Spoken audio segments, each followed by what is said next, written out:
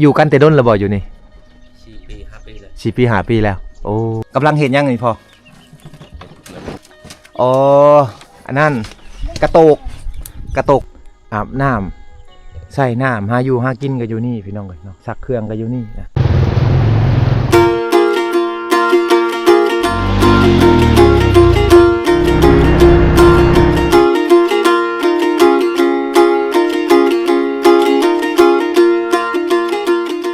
กราบทักทายสบายดีสวัสดีพ่อแม่พี่น้องเมื่อสุขุสุคนคือเก่ายินดีต้อนรับทุกคนเข้าสู่ช่องบ่าวโหนดพะเลาะมื้อนี้บ่าวโหนดได้พาพ่อแม่พี่น้องมาที่จุดซุ้มเจียงตูบจุดซุ้มเจียงตูบนี่แม่นขึ้นกับเมืองเซโปนแขวงสะหวรรณเขตเฮาเส้นทางที่พี่น้องเห็นนี่จะเป็นเส้นทางแต่สมัยสงครามโฮจิมินห์พี่น้องเนาะเส้นทางนี้เชื่อมต่อประเทศลาวแล้วก็เชื่อมต่อประเทศเวียดนามถ้าว่าเฮาไปซื้อเลยพี่น้องเฮาจะออกไปประเทศเวียดนามนะวังที่บ่าวโหนดอยู่หาประเทศเวียดนามนี่ห่างกันประมาณ20 กิโลเมตรเฮาถ้าเฮาเข้าไปนี่เฮาจะออกฮอดอันด่านบันดงพี่น้องเนาะหรือว่าออกไปฮอดด่านแดนสวรรค์พุ่นแหละพี่น้องเอ้ยเนาะถ้าว่าเฮากลับไปคืนตามเส้นทางเช่นนี้เนาะเฮาจะออกไปที่จุดซุ้มพะบังแล้วก็เข้าไปที่เมืองเซโปนแขวงสะหวรรณเขตพี่น้องเนาะเป็นเส้นทางเก่าเส้นทางแก่พี่น้องแต่สมัยสงครามโฮจิมินห์ได้อยู่ประมาณเกือบ100 กว่าปีแล้วได้เส้นทางนี้แต่ว่ามาในปัจจุบันนี่เขาเจ้าก็ปรับเปลี่ยนแปลงเนาะเพื่อว่าให้ทุกๆเส้นทางได้เชื่อมต่อกันพี่น้องเลยเนาะมาในเขตนี้นี่เป็นเขตที่ว่าเพิ่นเริ่มพัฒนาขึ้นแล้วพี่น้องคือมีไฟฟ้านะมีสัญญาณโทรศัพท์เด้อพี่น้องมีทั้งสัญญาณลาวสัญญาณเวียดนามนะใส่ได้อยู่ในเขตนี้พี่น้องเลยชาวบ้านอยู่ในเขตนี้ก็อยู่ตามภูตามผาแบบ4พี่น้องเนาะหาอยู่หากินพึ่งพาธรรมชาติเกือบว่า 90% พี่น้องทางนี้บ่มีโรงจักรโครงงานนะมีแต่ภูผาป่าไม้แบบนี้พี่น้องเลยเนาะเฮาขึ้นไปเบื้องนี้ก็จะเป็นสวนเป็นไห่กับเจ้านะเขาเกียมปลูกมันสำปะหลังปลูกมะกล้วยพี่น้องปลูกแคมเนาะแล้วก็พืชพันธุ์หลายๆอย่างนะนี่แหละ360 องศาก็คือภูเขาอ้อมหอบทั้งหมดเลยพี่น้องเนาะ360 องศาไฟฟ้านี่แม่นใช้ได้ปกติพี่น้องเนาะเฮือนซานคนในเขตนี่เขาก็เข้าไฟฟ้าแน่แล้วก็ซื้อโซลาร์เซลล์มาใส่น้ำเพราะว่าคนในเขตนี่ถ้าว่าเศรษฐกิจครอบครัวเขาก็บ่ค่อยดีปานใดพี่น้องเพราะว่าเขาอยู่ตามป่าตามดงแบบซี่ก็พอมีเงินเก็บอยู่พี่น้องแต่ก็บ่หลายเนาะก็เลยว่าการใช้ไฟฟ้าเขาก็คือเห็นบางครอบครัวก็มีบางครอบครัวก็บ่มีนี่ช่วงนี้จะเป็นช่วงที่ว่าชาวบ้านเขาเจ้ากำลังดำนาเฮ็ดนาพี่น้องเนาะทางเขตนี้เขาจะห้องว่านาปีสำหรับเขาเพราะว่าช่วงนี้เขาจะเฮ็ดนากันวิทย์ประมาณเดือน5เขาก็เริ่มเกี่ยวแล้วพี่น้องเลยนาทางเขตนี้นะเพราะว่าเขาจะติดกับเวียดนามพี่น้องก็เลยว่าได้เฮ็ดนาพร้อมเวียดนามแต่ว่าช่วงนาปีเฮาเดือน6เดือน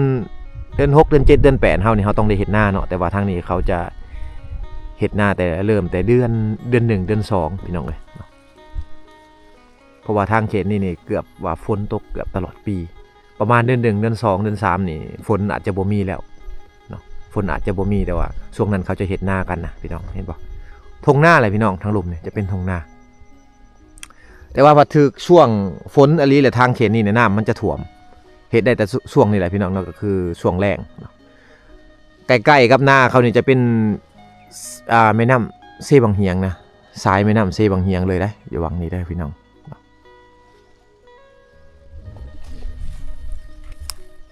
เลาะพี่น้องไงเดี๋ยวบ่าวโหนดจะพาพ่อแม่พี่น้องเลาะเบิ่งเขตเจียงตู่เนาะ อยู่ทางเขตนี่มือแดดมือฝนพี่น้องเนาะแต่ว่าฝนก็จะเป็นฝนบ่แห้งฝนค่อยๆประมาณทางเขตนี่ได้มือแดดก็แดดคือเห็นพี่น้องเลยเนาะถ้าว่ามือฝนก็โอ้จนไปบ่ได้มาบ่ได้พุ่นแหละพี่น้องเงินซานเพิ่นโอ้เฮือนซานกับเจ้านี่เป็นเฮือนแบบดั้งเดิมเลยพี่น้องเห็นบ่คักไปอีกแบบนะเฮือนซานกับเจ้าอยู่ทางเขตนี่สบายดีโอ้ตัวข้างหน้าเฮือนกับเจ้านี่วิว360 องศาเป็นวิวภูเขาเนาะแล้วก็เป็นทงหน้าได้ที่ลุมเพิ่นมาอยู่เรียบตามเส้นทางโฮจิมินห์ไปนี่แหละพี่น้องเนาะช่วงนี้เพิ่นจะเฮ็ดนานะ บันชวนสบายดี อากาศเย็นขนาดเนาะสังแงะเนาะหนาวทางเขตนี่บันชวนบักละอีละลูกหลานเพิ่นสบายดีอันนี้อยู่กันแต่ด้นระบ่อยู่นี่ 4 ปี 5 ปีเลย 4 ปี 5 ปีแล้ว โอ้มาอยู่พี่เลย 2019 ปี 2019 ตอนนี้ปี 2026แหละ โดย พาครอบครัวมาอยู่พี่น้องเพิ่นกัน อันนี้ดินดอนตอนหญ้าเพิ่นเลยได้เพิ่นมาอยู่ด้นแล้วถือว่าเฮ็ดหน้าไปพร้อมเนาะ หน้าช่องตาแหละ หน้าสองตาบัดช่วงน้ำนั้นมันท่วมบ่ช่วงน้ำขึ้นอยู่นี่ ท่วม บ่อันนี้มันเป็นสายเซบังเฮียงเนาะ โดย โอ้โดยขอถ่ายหน่อยเด้อจ้าขอถ่ายคลิปแน่โดยพี่น้องมาเบิ่งวิวเฮือนเพิ่นพี่น้องเอ้ยวิวเฮือนบ้างามๆนะอาจ้อ มีหมาเพิ่นนำตัววิวงามเลยพี่น้องนี่อันนี้คือไห้คือหน้าเพิ่นได้เนาะมีแต่2 ตา 3 ตาเพิ่นว่าเพิ่นไห้เฮ็ดหน้านำเนาะวิวเฮือนเพิ่นนี่บ่คักเลยนะบรรยากาศดีขนาดแต่ว่าอยู่ทางเขตนี้จะยังบ่มีห้องน้ำเด้อพี่น้องบ่มีส้วมนะเอาไว้ถ่ายเอาไว้เข้าห้องน้ำต่างๆอาจจะบ่มีเพิ่นจะถ่ายตามธรรมชาติตามป่าตามดงอะไรพี่น้องเนาะหลายๆคนก็ถามว่าทางเขตนี้คือบ่มีห้องน้ำเนาะทางเขตนี้ยังบ่มีเด้อพี่น้องเนาะเป็นบางหมู่บ้านเท่านั้นที่ว่ามีอันนี้คือเฮือนแม่เฒ่าเพิ่นพี่น้องเนาะเฮือนแม่เฒ่าเพิ่นอยู่ผู้เดียวส่วนหลายอยู่ทางเขตนี้บ่ว่าจะเป็นผู้เฒ่าหรือว่าวัยรุ่นต่างๆเนาะที่ว่าบ่อยากอยู่ในเฮือนหลังใหญ่แล้วเวลาเขาเจ้าเขาสิขันห้องคือบ้านเฮานี่บ่มีพี่น้องเนาะเขาจะสร้างเป็นเฮือนแบบสิให้อีกหลังนึงเนาะอันนี้คือเฮือนแม่เฒ่าเพิ่นนะ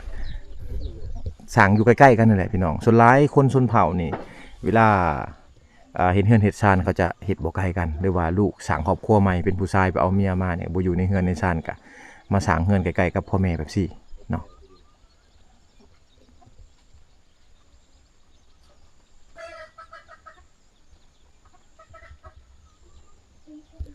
ตามกองตารางก็คือเห็นพี่น้องเลยเนาะจะมีคกตำเข่าสากตำเข่าพี่น้องหรือว่าเครื่องสีบูฮานนั่นเองตาม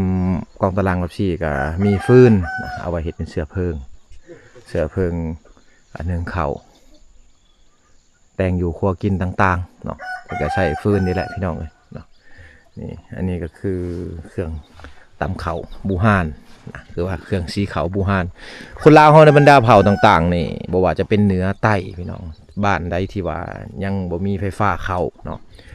บ้านใดที่ว่ายังบ่มีไฟฟ้าเขาเฮือนเขาซ่านพี่น้องดึงเขาเฮือนเขาซ่านเขาเจ้าก็ใส่คกนี่แหละใส่สากอันนี้ในการตำเข่าตอนเช้าตอนแรงหน้าที่การตำเข่าเนี่ยจะเป็นหน้าที่ของผู้หญิงเด้อพี่น้องอยู่ทางนี้เนาะจะเป็นหน้าที่ของผู้หญิง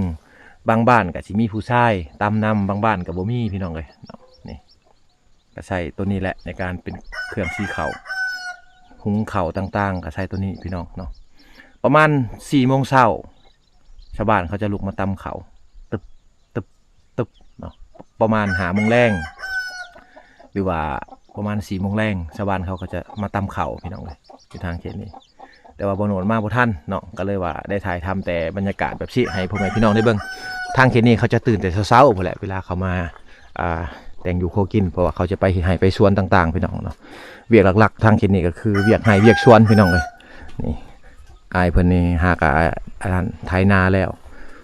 เนาะเปิดก็ใส่รถไถของคูโบตาพี่น้อง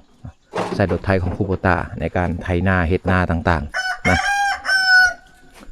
เป็นรถไถไทยพี่น้องถึงว่าจะอยู่ข้างในแต่ว่าความสะดวกสบายทางบ้านเพิ่นก็มีพี่น้องเนาะ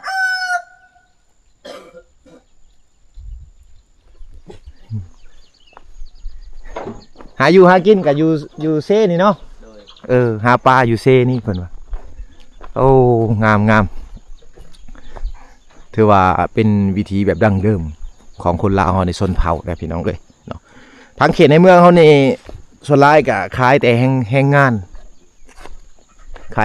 โรงจักรโรงงานขายเวลาต่างๆให้โรงจักรโรงงาน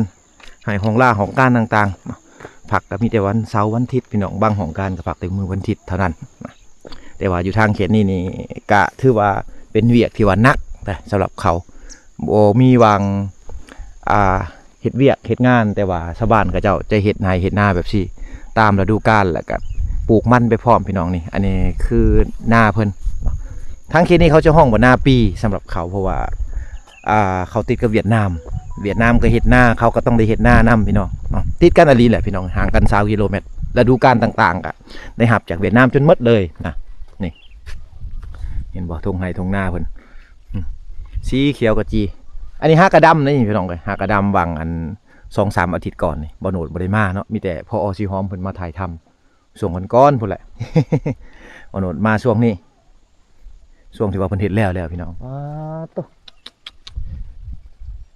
วังนี่เป็นวังอาบน้ำเพิ่นนำอาบน้ำใส่น้ำหาอยู่หากินก็อยู่นี่พี่น้องเอ้ยเนาะซักเครื่องก็อยู่นี่นะเฮาข้ามไปพุ่นจะเป็นเซบังเหียงเด้อข้ามไปพุ่นจะเป็นเซบังเหียงสวนทางหน้าจะมีสวนมันพร้อมพี่น้องแล้วก็สวนสาลี่พร้อมเนาะโอ้ว่าเลยดินดอนตอนหญ้าเพิ่นนี่บรรยากาศนี่ดีขนาดเลยวิว360องศานี่อยู่ในภูเขาพี่น้องเนาะแล้วก็อยู่ในสายน้ำเนาะคนลาวเฮาส่วนหลายก็สร้างเรือนสร้างซ่านเรียบกับสายน้ำลำเซต่างๆพี่น้องเนาะโอ้โตบ้างามๆพี่น้องเลยจุดนี้ก็บ่แม่นจุดสถานที่ท่องเที่ยวเด้อพี่น้องบ่แม่นจุดสถานที่ท่องเที่ยวเป็นจุดเขตชายแดนเนาะเป็นเขตที่ว่าบ่แม่นบ่ได้รับเป็นเขตชายแดนลาวเวียดนามพี่น้องถ้าว่าไผสิมาลินมาเที่ยวก็มาบ่ได้เด้อตัวนี้ถ้าว่าสิมาคือแบบบ่โหนดนี่มาบ่ได้พี่น้องถ้ามาเฮาก็ต้องได้ฮู้จักคนในพื้นที่หรือว่าให้คนพื้นที่พาไปเนาะ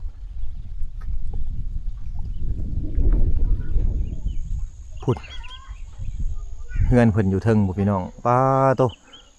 ทั้งหลังก็เป็นภูเขาพี่น้องเนาะเฮือนเพิ่นนี่ภูเขาหินปูนนะทั้งหน้าก็เป็นภูเขาพี่น้องเลยเนาะโอ้ป้าโตบรรยากาศอยู่นี่อยากคือกับวังเวียงเด้อพี่น้องอยากคือกับบรรยากาศอยู่วังเวียงต่างแต่ว่าบ่มีตึกบ่มีอาคารสูงคือวังเวียงซื่อๆบ่มีบ้านพักเด้อพี่น้องเนาะถ้าว่าสิมาลินมาเที่ยวก็นอนนำมันผู้ใหญ่บ้านบ่หรือว่านอนนำชาวบ้านเขาเจ้าตาบ่โหนดกะเมื่อคืนนี้มากับมานอนนำอันโครงการอันเก็บกู้ระเบิดเพิ่นมาขอนอนนำเบาเบาวงคนไทยบ้านพี่น้องเลยเนาะ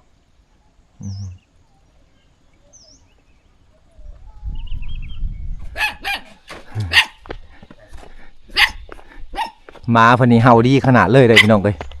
หมาเขตนี้เขาจะเลี้ยงเป็นหมาพานนะเวลาเขาไปไห่ไปสวนบ่หรือว่าออกไปหาอยู่หากินต่างๆนี่ชาวบ้านเขาจะใส่ม้านี่แหละในการล่าเนาะ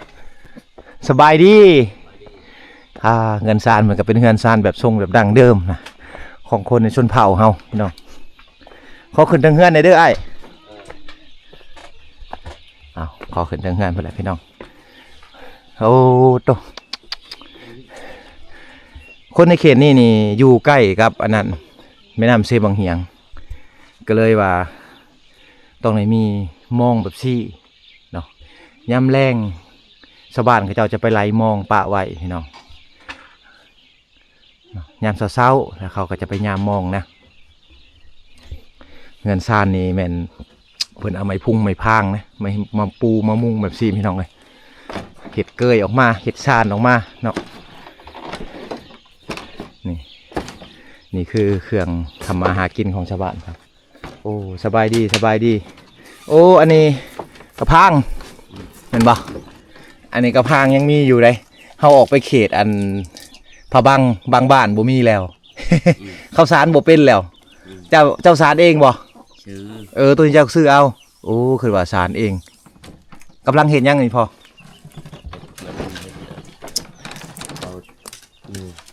อ๋ออันนั้นกระโตกพัดเข่ากระโตกพัดเข่าพี่น้องเลยจ่ายังเชี่ยบ่ปลามองน้อยๆนะใส่มองขนมให้ลูกให้ร้านก่อนอีพ่อนี่เพิ่นชีชั้นกระโตกเข่ากระโตกพัดเข่าเนาะ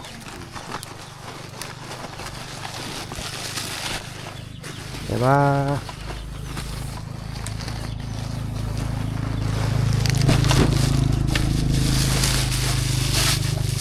จ่าแก้วลูก มาเอา ไปไปดี ไอ้เอาไปขอบใจเด้อขอบใจเนี่ย ไปครับ โดยเอาลูกเอามาเอา ไปเดี๋ยวเข้าใจ ขอบใจเลยจับเอายำ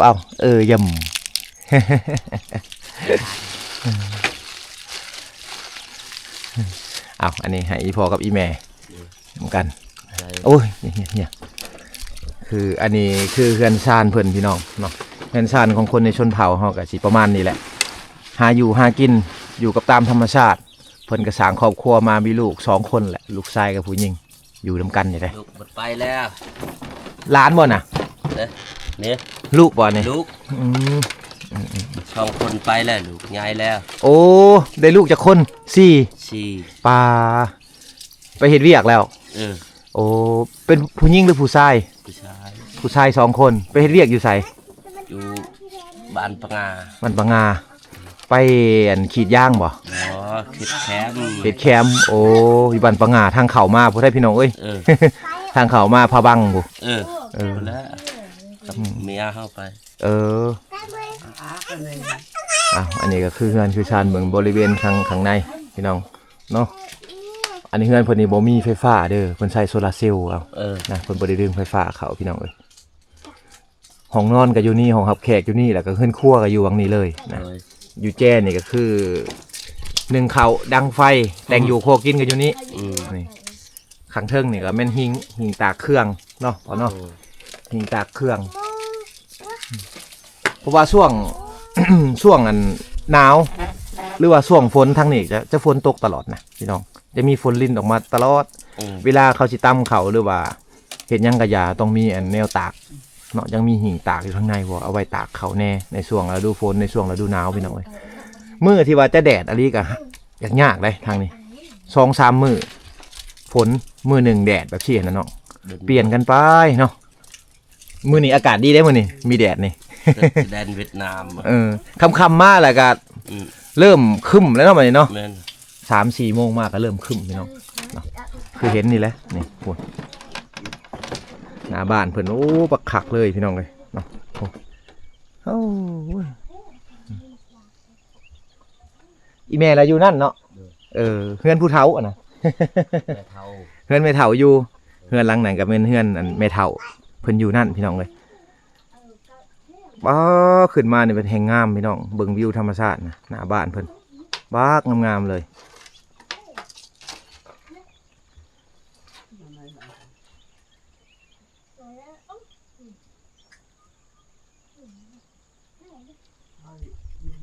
เอาพี่น้องเนาะ EP เนี่ยก็เป็น EP สั้นๆที่ว่าบ่าวโหนดมาถ่ายทำให้พ่อแม่พี่น้องได้เบิ่งเฮือนชานเพิ่นก็คือเห็นพี่น้องไงเพิ่นอยู่กับ